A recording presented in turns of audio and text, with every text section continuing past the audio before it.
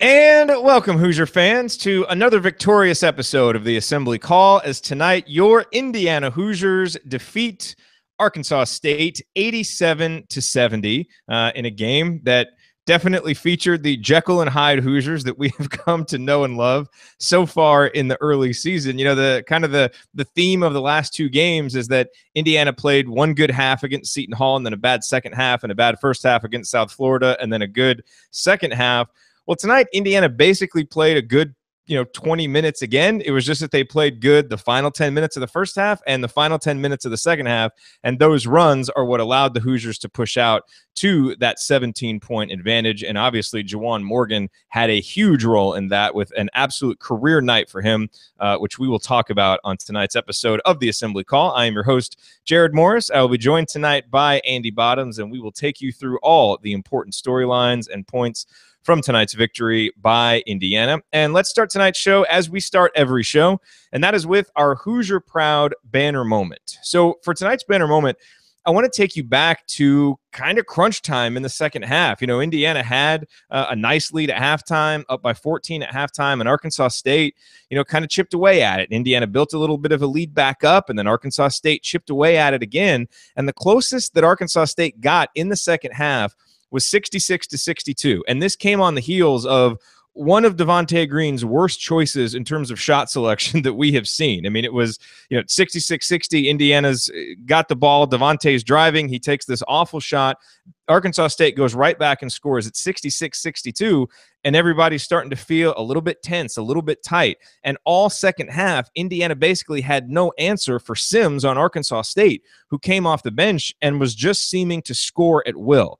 Well, someone needed to step up and make a play when it was 66-62. Fortunately, on the offensive end, Darren Davis stepped up, bullied his way through for a bucket, and that was nice. But more important than that was what happened defensively on the next possession. And that's when Robert Johnson, just through sheer tenacity and smart positioning and awareness, took a charge on Sims, who was obviously very confident, very aggressive offensive player at that point. Johnson took a charge, which felt like the first time Indiana had stopped Sims all game long. And it was nice to see someone step up and make a big defensive play. And that seemed to kind of stem the Arkansas tide a little bit. And it led to a great sequence of defense where the Hoosiers held Arkansas State scoreless for about 3.5 minutes, went on a 7-0 run, extended their lead, and then they were able to put the game away. And what I really liked about that play from Robert Johnson is that he had been really struggling with his scoring up until that point, but he didn't deter them. He didn't let that deter him, continue to play tough, gritty defense, and as a leader, stepped up to make a play. And I'm sure that Archie Miller is going to appreciate that play, that he did appreciate that play, because that's how he wants his teams to play. Gritty, tough physically, tough-minded mentally, and when you need to step up and make a big defensive play, you do it. And I thought that play was a big momentum changer for Indiana as they went on a 21-8 run to end the game. And again, I thought that play really set the tone and got him going in the right direction. So kudos to Robert Johnson, who, again, I think played much better than his shooting line, and we will get to that as we go through this episode of the Assembly Call. Our banner moment, as always, brought to you by our friends at Hoosier Proud, an Indiana-based t-shirt and apparel company that is by Hoosiers, for Hoosiers. And if you're wondering why you should check out Hoosier Proud's website, HoosierProud.com, I'll give you 3 good reasons. And the first reason is their designs. I mean, if you're going to buy apparel, if you're going to buy a t-shirt, you want it to look good. Well, Hoosier Proud has a number of options for you. If you want to support the Assembly Call, you can get our official Assembly Call logo t-shirts there. You can also get officially licensed IU gear, including a really cool new Indiana men's soccer shirt to support the men's soccer team, and just their unique Indiana-inspired designs that have been a hit ever since they came around. You can see all their designs at HoosierProud.com. The number 2 reason to go there is their philanthropy. The fellas at Hoosier Proud really want to support Indiana-based charities, and that is why they donate a portion of the revenue from their t-shirt sales to specific Indiana-based charities. And finally, the number 3 reason to go is you save money. And who doesn't like to save money, right? Well, because you're an Assembly Call listener, you get 15% off. It's not 15% off just one shirt or just the Assembly Call shirts. It's your entire order. All you have to do is use the promo code ASSEMBLY, ASSEMBLY, to let Hoosier Proud know that the Assembly Call sent you, and they will give you 15% off your entire order. So again, check out HoosierProud.com, use the promo code ASSEMBLY, ASSEMBLY. All right, well, it is time to move the ball, find the open man, and get some opening thoughts from the rest of our team, which tonight consists of the great Andy Bottoms. And his Bottoms line is brought to us by iutickets.shop, the URL to use when you want the best prices on IU basketball tickets. Andy, hopefully you have recovered from Stephen Bardo unnecessarily talking about the Nick Anderson shot, which angered you as much as it angered me. So what is your Bottoms line on tonight's IU? Yeah, just when you think this guy can't get any worse, he went and pulled that little nugget out of the hat. Although I do blame the other guy for kind of bringing it up and like teeing him up for it. But yeah, totally. Man, yeah, just when I thought you couldn't get any dumber, you go and then the opposite of completely redeem yourself at that point. But for me, this was at the risk of spoiling who's going to get my game ball and probably yours as well, I just wanted to read off Juwan Morgan's stat line so we could all just let it wash over us at this point. 28 points, 9 of 11 shooting, 10 for 10 from the free throw line, 2 blocks, and no turnovers in 33 minutes. He was just outstanding again. And while the team really to carry over the momentum that they seemed to build in the second half of that South Florida game, that was not an issue for Juwan. And so as you mentioned, they've talked about that responsibility for production and how many times we've talked about that phrase. But I thought he did struggled at times on the defensive end, as pretty much everybody did. But, this was really a second straight game where you mentioned some of those plays that Robert Johnson made. The two guys who were expected to be the stalwarts from a leadership and from a production standpoint really came through big in games and in times where they needed them the most. So while the Jekyll and Hyde nature of this team over the course of not even just game to game, but within the game is a little concerning. I think the fact that those guys have played so well these last couple games is a good building block for moving in Hyde's game as well. Yeah, no question about it. I noticed some of our friends in the YouTube chat are telling us there's a problem with the video. Yeah, I don't know why that is. Andy's on some Wi-Fi that may not be great. So if there are some audio issues on his end, that is why. But we will try and power through and do our best to deliver this show to you. And I guess I should reset. You're listening to the Assembly Call. I'm Jerod Morris here with Andy Bottoms, breaking down Indiana's 87-70 victory over Arkansas State. Juwan Morgan was just outstanding tonight, Andy. And I thought in the first half, when Indiana was really struggling, it was nice to see Juwan, really stepping up, providing a lot of leadership offensively, a lot of production, really on both ends of the court. And he was just really active. He continued to do good work on the glass. And then, after kind of a quiet start to the second half, he really, really finished strong. And I mean, this is the Juwan Morgan that, Don Fisher talked about before last season and said he has a chance to be one of the special players at Indiana. This is the guy that we have seen in spurts when he's been healthy. Now, not quite to this level because this was obviously a career night, but if he has really found something here, and I thought he started to play well against Seton Hall. I thought obviously he really played well in that South Florida game, and then tonight, just kind of blew the doors off what is possible for him. Again, all caveats for the competition, but still not a lot of guys, no matter who the competition is, are going to go out and get you 28 points, 8 boards, and be able to do it with 9 of 11 shooting and 10 of 10 shooting from the free throw line. So this was really just a transcendent performance for Juwan Morgan in terms of maybe resetting the expectations for what he is capable of, especially as an offensive player. And for a guy who has struggled to get going offensively, it was so great to see him get in the flow so easily tonight. And, maybe one of the best stats or one of the most important stats is he was 0 for 0 from three-point range. I mean, he wasn't even bothering trying to step out and make threes. It's like he finally realized, look, I am one of the most efficient players in the country in the half court, when I'm near the basket, when I'm operating in isolation situations. Let me just go to work. And he did tonight. And, man, it was breathtaking, the results. Yeah, I mean, he just had an array of nice moves in the post. He scored on some putbacks, got a couple of moves in transition. There was one where he just kind of backed the guy down, lulled him to sleep a little bit, and then kind of a quick turn and a nice jump hook down there. So I think he did well. And it's kind of funny, you contrast a little bit of what he did with Duran for so much of the game. And Duran just wasn't really able to take advantage of the areas of this game that he did have an advantage over from a size standpoint, from a skill standpoint. And I thought Juwan really embraced his ability to be able to make things work, given the advantages that he had in the post over a lot of the guys who were trying to defend him. And so even just from effort plays and things like that, which is something that Archie, kind of lost his mind about guys not getting on the floor and going after loose balls. I thought Juwan was one who really, would stick his nose in there, as we've seen so often, and come away with key loose balls and offensive rebounds when they really needed a bucket. Let's talk a little bit about Robert Johnson. I just saw someone in the chat that said I'm quickly losing patience with Rob Johnson. And look, I understand some of the frustration with Rob shooting tonight. And Andy, you and I kind of went back and forth on Twitter. It almost looks like his shot is different every time he shoots it. Like, his very first three of the night, he faded terribly to the left and airballed it. His follow through seems off. He looks like a guy who's just not confident shooting the ball. I'm not breaking any news there. Anybody watching the games can understand that. But man, I don't know. Watching that second half when things got tight, I thought Rob played really, really well. I thought defensively, like I said, he came in and played against Sims. And you've got to look at this. Archie Miller, he's handing out playing time based on how well you play defense and are you taking care of the ball, and I thought Robert only had one turnover tonight. I mentioned his defensive Sims.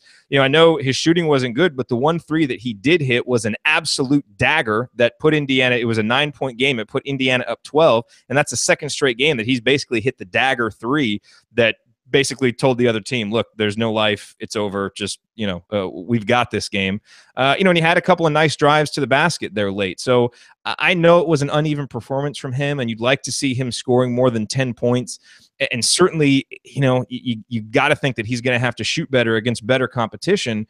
But I thought he did other things tonight, and he did not allow his shooting to dictate how he was going to play. And so I think a lot of times there's a difference between shooting well and playing well. I think, maybe a couple games early in the season, Rob didn't shoot well and maybe didn't play as well as you would expect. But for me tonight, I thought he just didn't shoot well, but I thought he played well and did so many other things right. Are you seeing that the same way, or do you have some more quibbles with what you saw out of Rob tonight? Yeah, I would agree with what you said. He was a microcosm of the team. He was 3 out of 6 on 2-point shots and 1 out of 6 on threes. If you look at what the team did, they shot 27% from 3 for the game, and I think they were close to 60% on 2s. So some of the same things are befalling him that are befalling the team. And like you said, what concerns me the most is just the shot. Is the shot that he took that looked the most like him shooting last year and the year before when he was in rhythm was the last one against South Florida. And I thought tonight he went back to where he just has this like really weird extended follow through, where he's really just aiming the ball with his, with his shooting hand. And, who knows what that looks like. But I thought he did a better job he settled for some shots all kind of right in a row. And then after that, he was more aggressive going to the basket. Had 8 rebounds again. I think he was one of the leading rebounders on the team in the game against South Florida.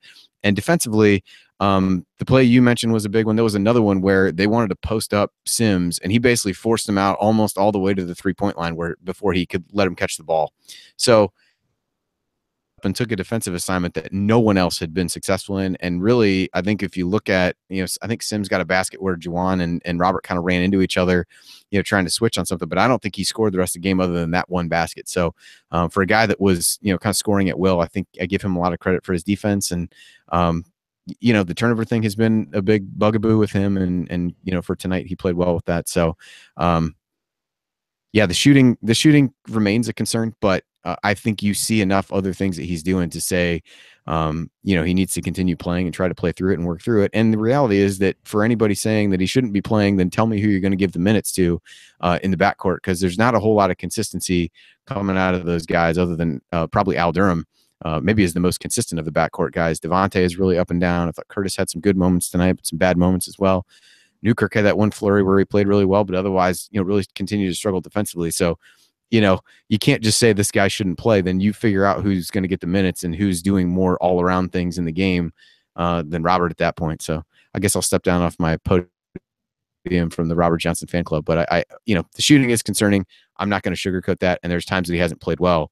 But I think he's a guy who deserves to be out there and is doing enough other things besides just scoring that warrant him getting those minutes over a bunch of other guys who have been consistent as he has, if not more so. By the way, you mentioned Al Durham. Once again, he had as many turnovers as you and I did in tonight's game, which is 0. And we're going to get to some numbers in a second, but turnovers, that was a big story tonight because Indiana really did a nice job in the first half limiting turnovers. Is a big reason why they were ahead. And then they come out, they turned over on the first 2 possessions.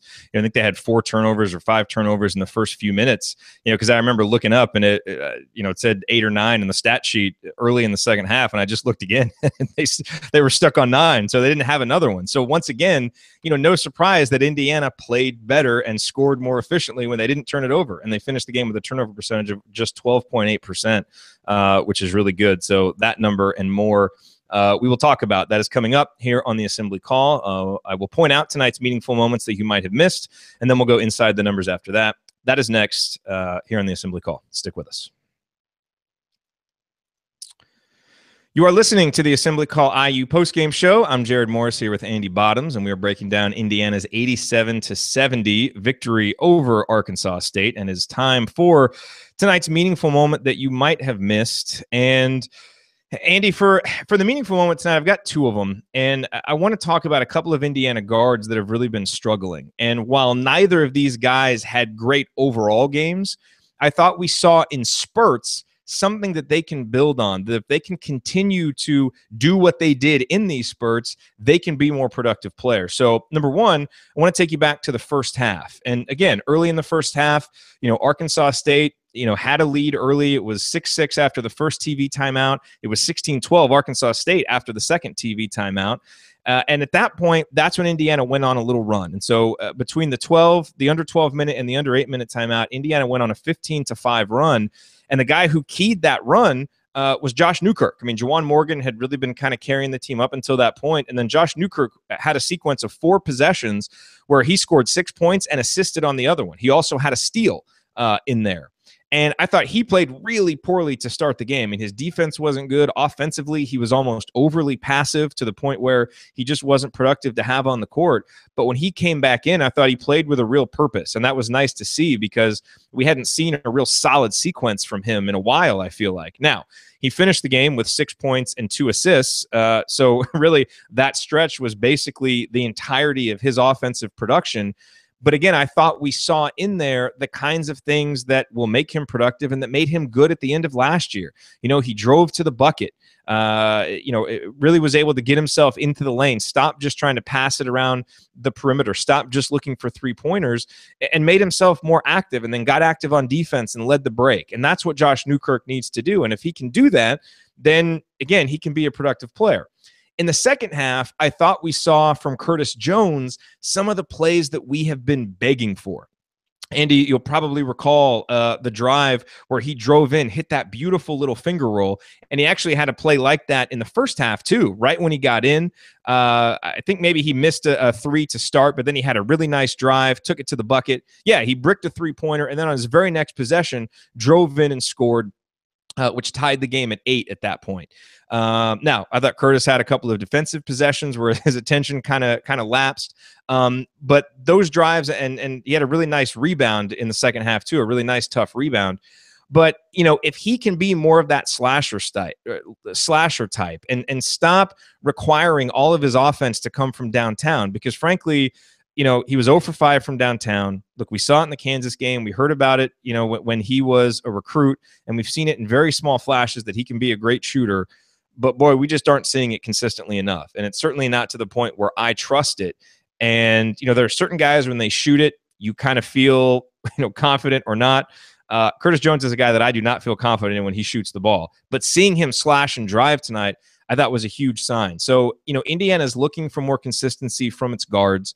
And I think if Josh Newkirk and if Curtis Jones are going to stay in the rotation and continue to be important pieces, they need to kind of look at what they did in those 2 stretches and start doing that more. And I don't think it's a big coincidence that, they didn't really produce a whole lot outside of those stretches because they didn't really do the rest of the game what they were doing in those moments. So I'll kick that over to you for whatever observation you have. But I was very encouraged seeing that, but then at the same time, a little bit frustrated because it's like to see that more from those guys because there's clearly a productive player inside of each of them.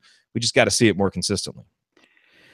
Yeah, I think, to go back to Newkirk, I mean, as you said, he did pretty much all his damage in that one stretch, which was amazing. And even, one of the plays he got knocked to the floor and just struggled to get up. I do think physically he's really struggling. I think that's impacting his ability to defend the way that Archie probably wants him to, because he struggled quite a bit on that end of the floor, where to the extent where I think I said out loud, I was like, well, I hope he's hurt, because otherwise that was really terrible defense. And that explains why he's, struggling on that end of the floor. Again, he's not an elite athlete by any means by college basketball standards. So not expecting him to be able to stay in front of anybody and everybody. But, I think that's an area where he continues to struggle. And you just see kind of in some of these stretches where he kind of rose above that for that little flurry of activity in the first half. And, I do think a guy who, if eventually he started tonight, and I know the whole, it's not who starts, it's who finishes. I do think he, over time, does he become a guy who, look, we need to figure out a way to bottle that up. And if that means you play less, but can play like that in shorter increments of time, then so be it. I think everybody could live with that. As for Curtis, I mean, the stat line kind of tells the story, right? I mean, he's 2 of 2 on 2-point baskets, both of which came slash into the hoop. He's 0 of 5 on threes. And there was a sequence in the second half before the finger roll that you mentioned. He drove in, found Juwan, who got fouled, and obviously made the free throw since he made all 10 of his. And that was a pretty key sequence where they really needed a basket. And then the possession after that, he took a three that was just like, well, I'm out here, I might as well just shoot it. And then the possession after that, he drives to the basket, and it was like one of the plays that frustrates you the most, sandwiched between two terrific plays that shows like what you can do if you take it to the hoop. So I thought that was as telling a sequence as any for him. But I do think, activity wise, and he played, 13 minutes in total. I thought he, felt like he actually might have played more than that. Quite honestly, I was a little bit surprised to see the total be that low. But yeah, he did some good things. And again, hot ways to get him to do those things that he did well, bottle that up for 12 to 15 minutes a game, the same way I just talked about with Newkirk. You've got a really productive guard where you're not going to have a drop off when he comes onto the floor. But if he insists upon being a standstill jump shooter, things are not going to end well. I don't feel like in the grand scheme of things, because he can be streaky, a little bit like Devante in that regard. But he's just got to figure out, the 3 best plays that he made offensively were the 3 plays where he took it off the dribble and really attacked the defense and made them react. And at some point, that's not a coincidence. And something else I want to talk about, and this will kind of transition us into going inside the numbers, but let's talk about the way that Indiana is starting games and starting halves, because, we're kind of seeing this trend, even in halves where Indiana has played well, like we saw tonight. A lot of times they come out and kind of start it a little bit slowly, and it takes them a little while to get going. And again, as I mentioned, through the first 8 minutes of tonight's game, Arkansas State with a 16-12 advantage. Through the first 8 minutes, through the first 12 minutes of the second half. No, through the first 8 minutes of the second half, it was 19-10 Arkansas State. So that's a 13-point advantage through the first 8 minutes of each half for Arkansas State. And Indiana had the athletes and the toughness and just the overall team talent to compensate for that and battle back. And Indiana played really well in the final 12 minutes of each half. Yeah, I mean, they outscored them by 30 points over the remainder of the game, which is, the Jekyll and Hyde that we talked about, right? Yeah, which is great. And you see that, and that's why, and again, we're not looking for a perfect 40 minutes from the Hoosiers. I'm not coming out here expecting that they're going to play a great 40-minute game yet. I mean, it's just, we saw a lot of these guys last year struggle with consistency. They're not suddenly going to become consistent trying to learn a whole new system. But it is a little bit concerning because, again, you do that against the Dukes and the Notre Dames and the tougher teams on Indiana's schedule, and you may not be able to come back from that. And you may, because this is not a team that's built to come back. So how concerned are you about Indiana's ability to start games and to start halves? And what would your solution be to it? Because I know Archie on the pregame show said, we want to try and build some continuity. We're going to go with the same starting lineup. That's awesome. But at what point do you kind of pull the plug? And look, I'm not saying that 5 games is certainly it. You want to be patient. But it's starting to scare me a little bit with the tougher competition coming up. Yeah, I mean, it's funny. I guess I liken it a little bit to I think the announcers were talking about this. This was one actual useful nugget that they managed to come up with. But I think it was Sims on Arkansas State. He ends the game with 21 points, and he was a guy who'd played really well. It sounded like they put him in the starting lineup for a game or two, and he just didn't produce. Like, one game didn't score at all. And for no matter what you think of IU's defense tonight, that guy seems like a guy who shouldn't be going scoreless in any game. whatsoever, just because he's got a good, mentality of trying to get to the basket. And so the coach basically said, all right, I'm putting you back on the bench. And you saw what happened tonight. Obviously we can't take all 5 guys off the floor and use that approach. So I think is it a case of trying to figure out, are there guys who are just going to be able to come in best suited, watch the flow of the game? Do you need a guy like Al to start the game who isn't going to, has shown over these games he's not going to turn the ball over, really plays with good poise and things like that? Is that a change that you could make where you would take Newkirk or Devante even out and have them come off the bench? I don't really know. I mean, Devante certainly didn't start the second half well, but that's, one guy. That's not necessarily the team. But if there's any pattern, while things have been pretty inconsistent with this team, if there's any pattern that we've been able to establish, it's that they have not started games well and they have not started halves well. And to your point, at some point, you're going to get down against a team that you're not going to be able to come back from like you were tonight. You're listening to the Assembly Call IU postgame show. I'm Jerod Morris here with Andy Bottoms, breaking down Indiana's win over Arkansas State. Andy, let's jump inside the numbers. And again, I mentioned this earlier, the big number is the turnovers. Indiana turned it over on just 12.8% of their possessions, 9 turnovers in total. That is really good. That's not just good for Indiana, like within the context of this being a bad team at turnovers. That's just really good. And frankly, you look at a couple of those turnovers, and a few of them were just Freddie McSwain fumbling the ball out of bounds, but they were, on really nice setups from his teammates. So those weren't, really bad passes. It's just, Freddie not having hands. And if he has them, he's going to score an easy bucket. I felt like there were a lot less of just the head slap turnovers tonight, which is great. And it shows up in the numbers. A couple other numbers, Andy, that stand out to me. And for people who have been listening to our show consistently this season, these are numbers that we've been tracking, because these are numbers even coming into the year that we thought would be a little bit different. Indiana, again, with a solid free throw rate. Indiana's free throw rate tonight, not quite up to the standard of what they've done overall in the season, but 31.8%. But more important than that was the fact that Indiana made 16 free throws and Arkansas State shot just 15. And as we know, that is always going to be a formula for success. What other numbers jump out to you, Andy? Well, to go back to the turnover piece that you mentioned, there's a couple of things that stand out there. Actually, the box score I'm looking at, I'm looking at a couple of different ones, and they show only 8 turnovers, so the turnover percentage was a little bit lower. And the last one in the second half, I believe, came with about 11 minutes left or something like that. So they played the final last one was Darren Davis at 11:41. So they played the final 11 minutes, 40 seconds without a turnover after, a couple really early in the half. And so I think that was absolutely a positive.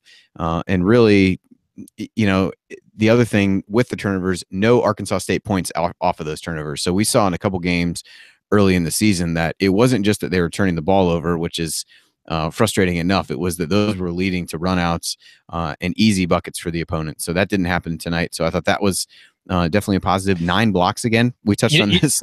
Well, and to go back to what you said of points off turnovers, it would be interesting to have the stat points off bad shots, because I do distinctly remember several runouts they got off of bad shots, like Devante's.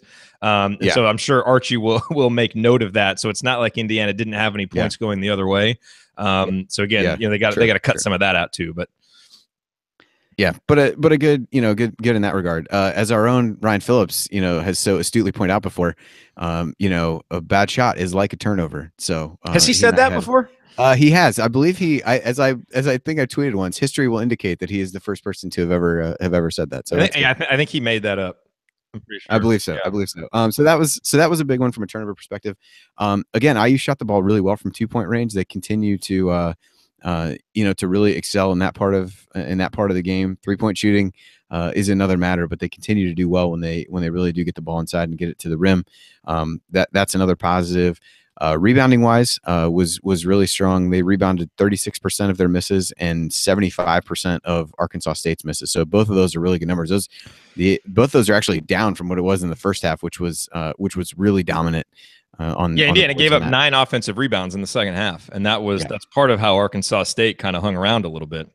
Yeah, I think IU was rebounding like 90% of their misses after the first half, if I'm remembering this correctly, like 93. Something like that. So that was really good. Blocks I kind of touched on before we went back to the turnovers. 9 blocks again. Looks like a block rate of almost 21%. So that continues to be an area where the team excels. I fear that at some points those are bailout blocks after somebody gets blown by on the perimeter, but we'll take what we can get in that regard. But 2 from Morgan, 3 from Darren Davis, 2 from Freddie McSwain. So I think those were certainly positives as well. So those were the big ones that really stood out to me. I think the defense in the second half, if it wasn't for the way they played toward the end of it, even the way that it was, I think Arkansas State scored a point per possession in the second half, and that was with really shutting them down over the final. In particular, I think about 8 minutes was really good. So that was, one thing that wasn't good. The 9 offensive rebounds were not a positive by any means, but those are at least a few things that stood out to me. Yeah, Arkansas State actually scored over a point per possession for the game, which is perhaps the worst overall stat. They were 1.057 points per possession in the second half. And again, a lot of that was Devin Sims obviously playing very well until Robert Johnson decided to lock him up. And then, no surprise that the guy who led them in offensive rebounds with 3 was second on the team in scoring. So I think this was a good lesson in how much better Indiana is defensively when they are boxing out and controlling the defensive glass, which is not a surprise. And I thought Indiana did a much better job of that in the first half, and then toward the end of the game, obviously, but not such a good job there in the middle or toward the first part of the second half. All right, coming up here on the Assembly Call, Andy, I think we need to talk about Darren Davis, who was not good in the first half, and I thought much better in the second half. And we've got to have our, pretty much the same conversation that we have after every game about Devante Green and some of his inconsistencies, because he was really good at times and not so good at times. So we will talk about that and more coming up here on the Assembly Call. Stick with us. All righty, you are listening to the Assembly Call IU postgame show. Catch us live immediately following every IU basketball game and every Thursday night on our YouTube channel, youtube.com/assemblycall. You can also view all of our live broadcasts right on our homepage at assemblycall.com. I'm Jerod Morris here with Andy Bottoms, breaking down Indiana's victory over Arkansas State. Andy, we broke down Robert Johnson and Juwan Morgan. Obviously, both guys Juwan was terrific, and Robert, despite not shooting well, I thought played a pretty good game. Darren Davis, I think, is another interesting case tonight because he really struggled to get involved in the first half. And I think you mentioned on Twitter during the game, he was really struggling defensively. And, if he's only getting 1 or 2 looks at the basket and he's struggling defensively, you can't really have him out there on the floor. I mean, having Juwan Morgan out there or, Freddie McSwain to get some rebounds or Justin Smith, especially against the zone, seems like a better idea because if Darren's giving it up on defense, he needs to be able to compensate on offense. And, for whatever reason, Indiana struggling to get the ball inside, Darren struggling to get position, just not really asserting himself. He couldn't get involved in the first half, but in the second half, he did a much better job. I thought on both ends. He just looked more engaged overall. And really, I thought the play that was indicative of that it wasn't even a basket or anything. It was late in the game. Indiana's already up by 12 or 14 at this point, and he's hustling all the way down the court and forces a steal. And I just think that kind of engagement, that hustle from Darren, and we saw it at times last year, not only is that encouraging just from a mentality standpoint, but also the fact that, he had played about 20 minutes up until that point and still was, spry enough in those legs to get down the court quickly like that to get the steal. So, and I also thought that we saw, again, part of this team's identity when the going gets tough is let's just dump it down to Darren. And again, what was the first thing they did when Arkansas State cut it to 66-62? They went right down to Darren Davis, and he scored. Now, Darren's going to have to show that he can be that guy against competition like Seton Hall, which obviously he didn't because he only had, 4 points in that game. But, we saw it against Howard. We saw it some against South Florida. We saw it here that when Indiana really needed a bucket, things got a little bit tough. They went down to him. And I thought toward the end of the game, along with Robert, along with Juwan, I thought his play was really important in Indiana building that lead back up and closing this game out. So, again, like all these guys, you're looking for more consistency. But it was nice to see Darren put a tough first half behind him and then play well and much more active in the second half. And you can just see it in the numbers, the 10 points, but more importantly than that, 5 defensive rebounds. And he is not a guy who is typically very good on the defensive glass. He also had a steal. He had 3 blocks. So, and was able to do that all while only committing 3 fouls. So again, rough first half, but nice to see him come back and play well in the second half. Yeah, I think it's in a lot of ways a challenging matchup for him when you go against some of these smaller teams who don't have anybody who can really guard him, but at the same time don't necessarily have anybody that he can really guard either. And so I thought they really tried to attack him in pick and roll situations that he didn't well in. And it's kind of why I said what I did in the first half. If they can't find a way to use what he has to IU's advantage, then he really becomes a liability at that point on the floor because there was nobody that he could defend. And so while the kind of traditional back to the basket big man is going away, there'll be at least a few more of those in the Big Ten that he can go against. But more teams playing small ball, things like that, they're going to have to figure out ways that, look, if you're going to be able to get, it's in some ways you think about Purdue last year where they couldn't play Isaac Haas and Caleb Swanigan together. They couldn't. It wasn't because they weren't necessarily two of the better players on the team. They just couldn't figure out how they could defend well.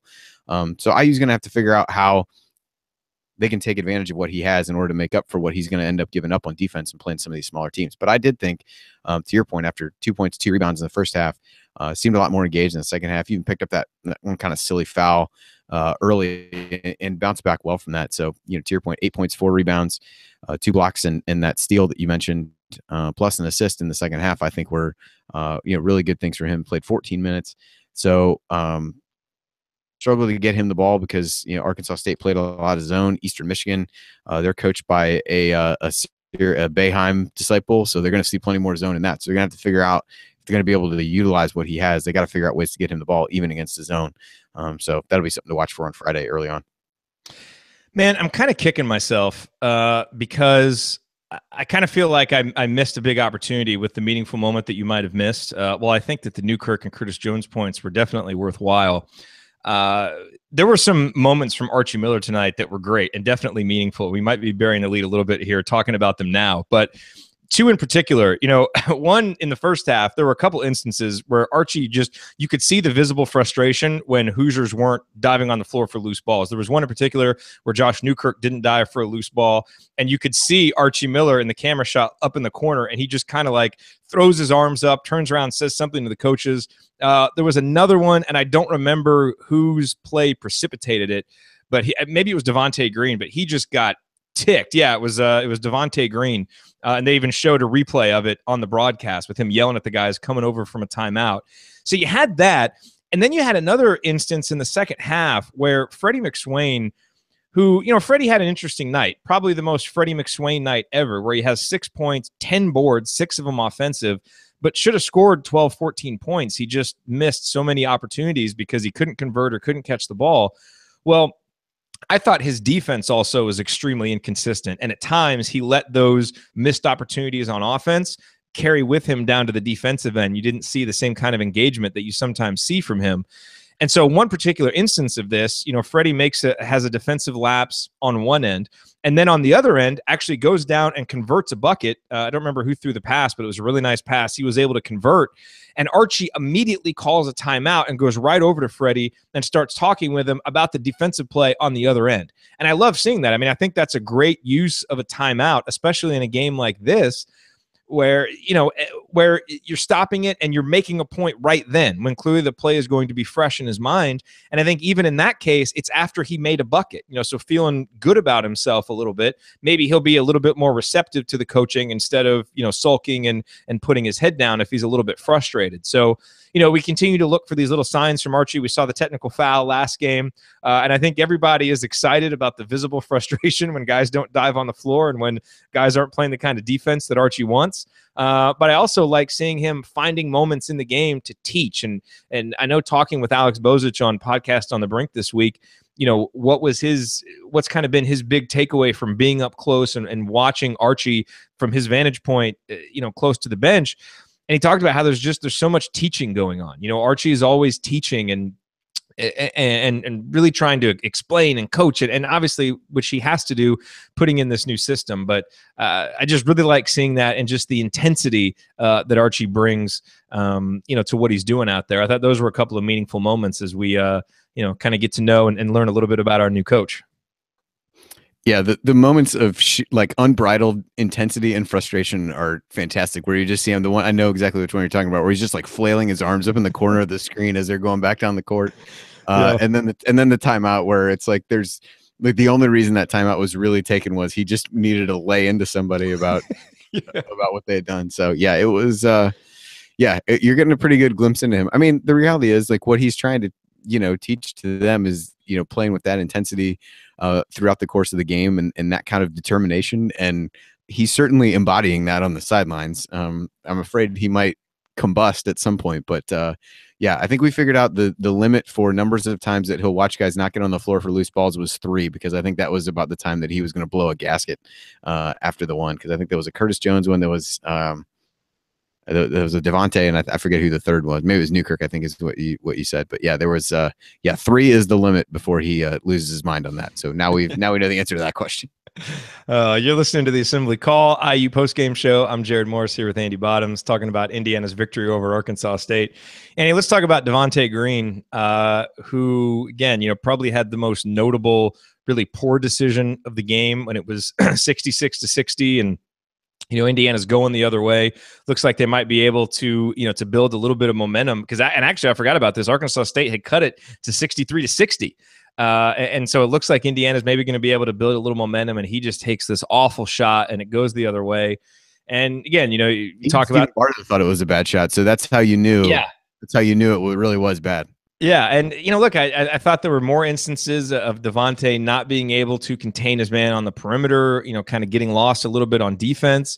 But then, you look at it on the flip side, and he made 3 threes in the first half that were really important as Indiana looked to build the lead. And, this is yet another game where most of Indiana's heavy lifting from 3-point range was done by one guy. It was Devante tonight.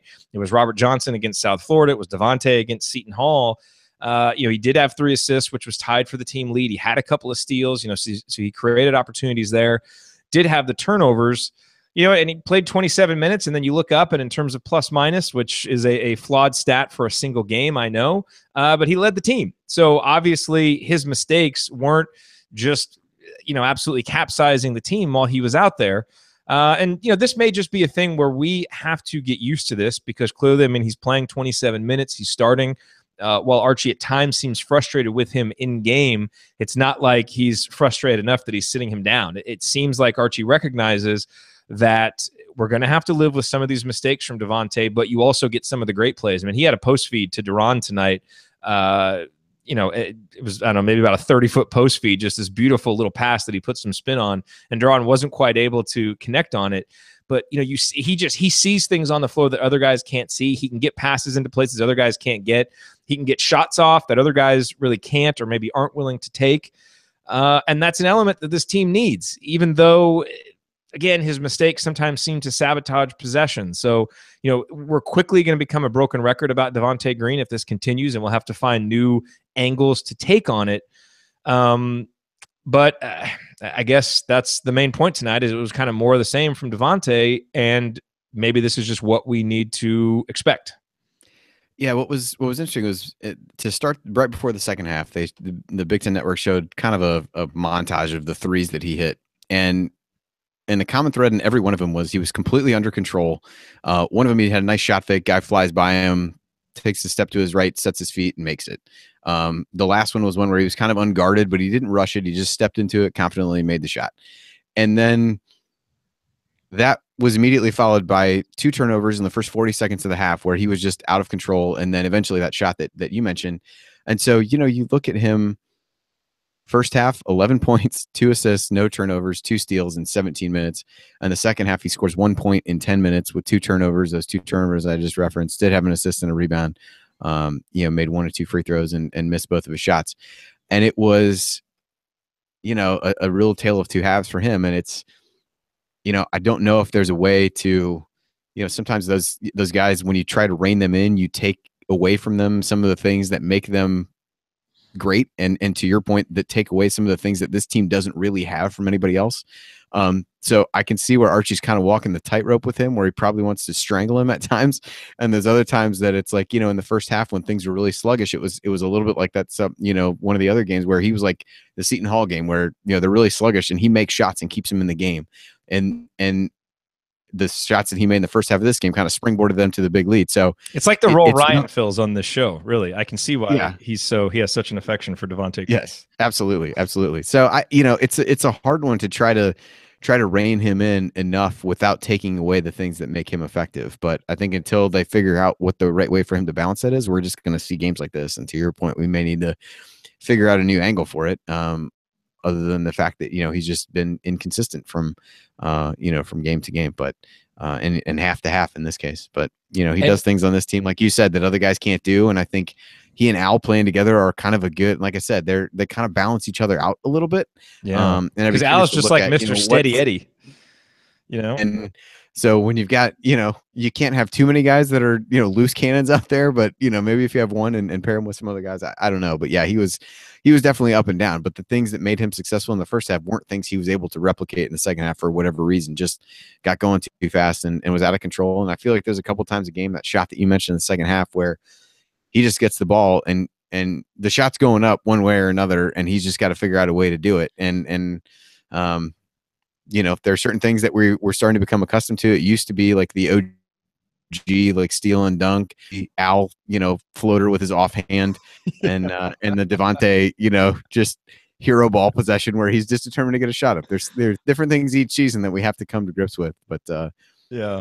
The Al thing was great. One of his, I assume this was a former coach of his, tweeted back to that Dad used to yell at him for doing that in games, for like switching and shooting with his offhand. And I'm like, well, everybody in the IU fan base to this point has been unsatisfied with the results. So I think we're willing to ride after the Stan Robinson experiment that we talked about before with shooting with both hands. And I'm looking at Twitter. Josh Margolis just tweeted that Al has played 100 minutes since his last turnover, which is absolutely crazy. The guy is a freshman, and just 7 points, 3 assists, grabbed 3 boards, had a steal, had a block, and no turnovers. And I think you're right. I mean, I think that's a great observation that you made after the South Florida game, that you play those two guys together. Al helps to balance out the craziness of Devante, because Devante is certainly more explosive and can score in spurts, which this team needs at times. So it's going to be really interesting to see how it plays out. I know that, I've expressed some frustration with Devante, but it's with the caveat that, he does things no one else on this team can do, or provides things no one else can provide at times. And so it's going to be an interesting storyline to watch as we move forward. But, did some good things, did some bad things tonight, and that's just kind of par for the course for Devante right now. All right, let's go to our final segment. I've got a turkey to prep because it's Thanksgiving tomorrow. So let's get to this final segment. We are going to hand out our game balls. Andy, I'm sure I know where you're going with yours. We're going to look ahead to Indiana's next opponent, Eastern Michigan, which is going to be an interesting game, and then we will deliver our final thoughts on Indiana's victory over Arkansas State. That is next here on the Assembly Call. Stick with us. You are listening to the Assembly Call IU postgame show. I'm Jerod Morris here with Andy Bottoms, wrapping up our breakdown of Indiana's win over Arkansas State by 17 points on Thanksgiving Eve. Let's start with our game balls. Andy, we will go to you first, and I have a feeling it's going to be a repeat of last game. You're muted. Bring it back. Here we go. Okay, Andy right now, I bet, is talking about Juwan Morgan, but he is muted. Yep. All right. We can't hear him. I wanted to build suspense because you felt like you knew what I was going to do, and I just wanted it to seem like I was really thinking about it, even though I was talking to myself for like 12 seconds. But yeah, definitely Juwan. We've talked about how much we've wanted to see what he can be when he can stay healthy, and I just hope that he can maintain his health as we go forward, because these last 2 games have arguably been the best of his career. The last, I guess, 60 minutes, if you, really in the second half of the South Florida game, he was fine in the first half. The second half was when he really started to take off. And, you just hope you can start to see this, and you watch some of these guys and you develop an affinity for the things that they can do, and really feel like you get to know them, even though you really don't. You're just sitting on your couch and rooting him on. But it's just cool to see him be healthy and flourish over the course of a couple games, and really display the kinds of things knock on wood, and display the kinds of things that we've seen from him, and you just wanted to see more of as he grows in his career. So I just hope he can build on that, because he was just fantastic over these last 60 minutes of basketball, and really doing so many little things, leading by example, and again, that whole responsibility for production. Like, And so very cool to see him do that, and hopefully more of the same on Friday. We need to get a T-shirt with responsibility for production. Hashtag responsibility for production. Yeah, look, we're gonna copy last game. You went with Juwan, I went with Robert Johnson after the South Florida game, and I'm going there again. And I think it's very important. Again, you see some people frustrated with Robert Johnson's night tonight. I think you got to be careful. You can't judge a guy's performance based on shooting. I saw a comment from Archie Miller, said Rob played really well tonight. He had some good looks. They just didn't go in. And we've talked about it. He doesn't look confident. The shot looks weird. We get all that. But Rob found a way to be productive. And you want senior leadership? That is senior leadership right there. I talked about the charge he took, the defense that he played on Sims in the second half, his willingness to go to the basket late in the game, get himself a couple of buckets, get 8 rebounds. This is a game Indiana was going to need to rebound because Arkansas State coming in was a decent rebounding team. And Archie wants his guards to rebound. Robert grabs 8 of them, only turns it over once. And again, takes a tough defensive assignment, only picks up 2 fouls. So Robert did a lot of good things tonight. And so I think this is a good lesson. And this reminds me a couple of games ago, the Seton Hall game. I remember I tweeted out, Juwan Morgan has been outstanding. And the numbers weren't showing up in the box score, and someone tweets back to me and they said, what's, outstanding at what? And I was like, playing basketball, like when you're out there playing, and you're playing good defense and you're doing good things for your team, it's not always going to vault you to the top of the scoring total in the box score. And it's not always going to hop out in the numbers.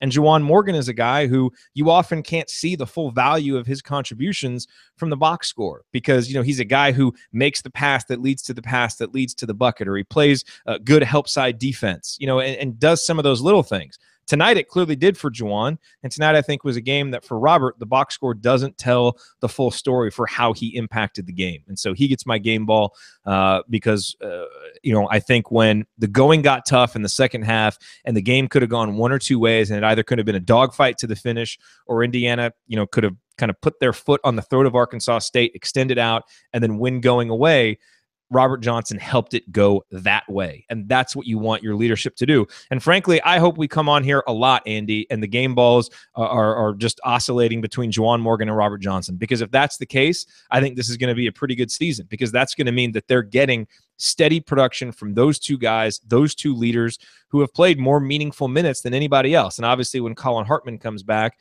he obviously enters into that discussion too. But those guys need to lead these young guys. And I really think that of all the things that have been important over these last 2 games, seeing that from Robert Johnson and Juwan Morgan, to me, has been the most impressive. So happy that they are game ball recipients once again.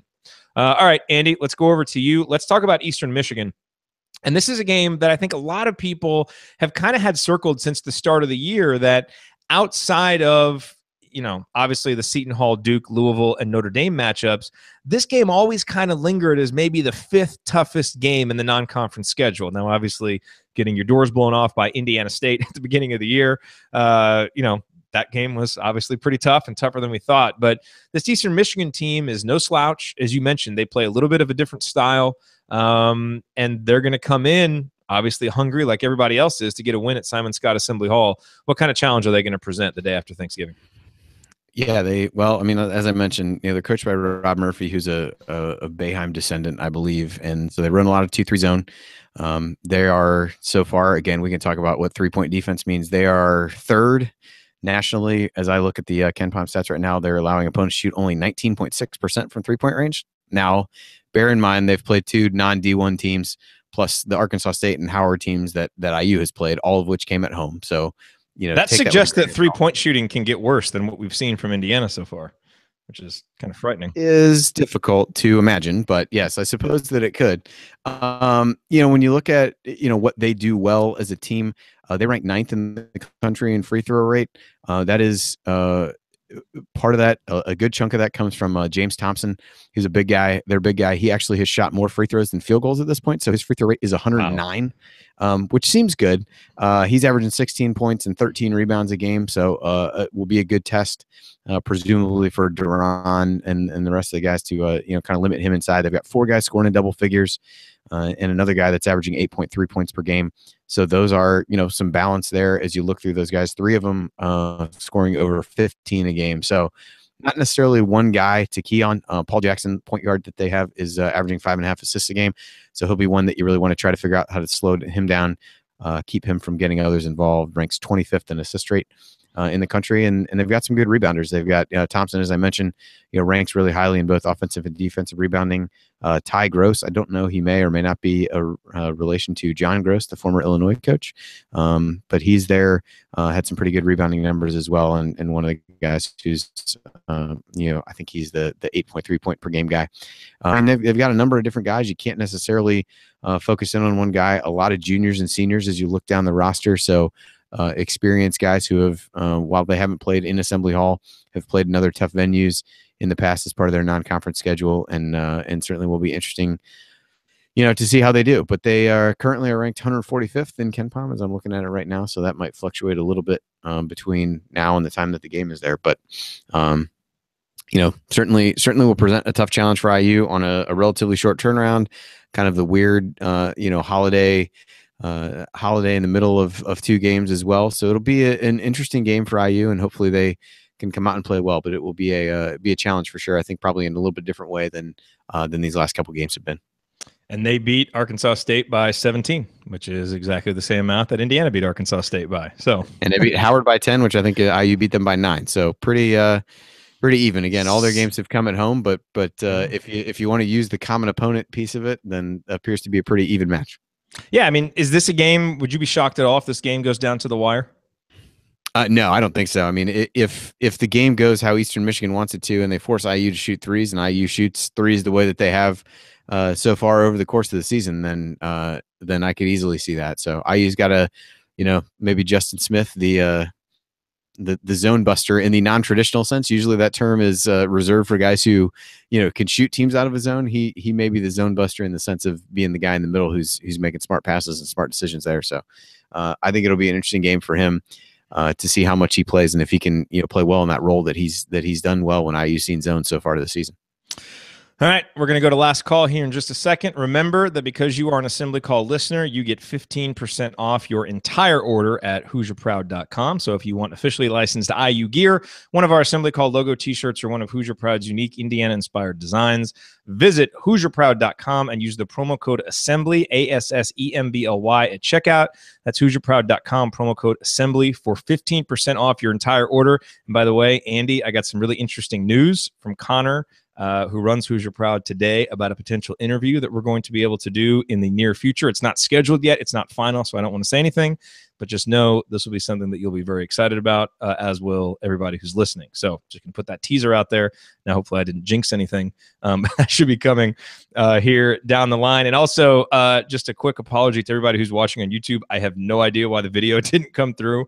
I'm thinking maybe it has something to do with Andy's bandwidth not being very good. And so YouTube just saying, screw it with the video. Let's just focus on the audio. That's the only thing I can think of, because the video is working here as we look at it. So I really don't know why the video is not working, but the audio is working, and that's probably better for everybody anyway, because no one needs to look at our faces while we're talking about basketball. Really? Do you? I mean, no. All right, let's go to last call. Andy, pre-Thanksgiving last call. Feel free to roll along with what you're thankful for, or just make another observation about the Hoosiers. No, I mean, look, this was another game where this team continues to frustrate everybody, and that is the same with certain players and the team as a whole. And so, we keep kind of wanting and talking about, all right, how do we extend 20 minutes into 24, into 28, into whatever? I'm not sure what the total amount of time that the team actually aggregated. It may have been more, but there were these long stretches at the beginning of each half where they just didn't play very well, and that continues to be frustrating. And it's easy to sit back and look at the final margin and think about the stretches where they played really well and gloss over those. And so again, it was another game where the final result was pretty good. And if you walked into the game and said they're going to win the game by 17 and rattle off some of the stats, you'd probably feel pretty good about it. And so there's parts of it, and I think it's a good thing where they leave you wanting more, because you see it in stretches. You saw, 9 guys scored at least 4 points tonight. This isn't a team that is while there's no superstar, it isn't a team that's devoid of talent and devoid of guys who can put the ball in the basket. And they showed that tonight. They had a lot of guys make positive contributions. I think, anybody up and down the list, while we might have our gripes with them, there's a play or two that you can point out where everybody did something really well. Every guy had at least 4 points, and they had at least 2 rebounds or at least 2 assists. I mean, that's good. So you start to see it, and the frustrating part is that you don't see it as much as you want. And I think this game on Friday is going to be one where, if there's a time to start putting that together, this Friday would be a good place to start, because I think it's not going to be an easy game. You've got a veteran team who's not going to be as easily rattled in a game where you don't really know what kind of assembly hall you're going to get in some ways, just with the weird, students aren't there. Holiday, you don't really know who's in town, things like that. So, they may not get the full assembly hall experience, I guess, but hopefully they do. And so, we talked about these 3 games of, here's 3 games to get some confidence, to work some things out. And so far we're 2 games into it. They've got 2 wins, both by 17 points.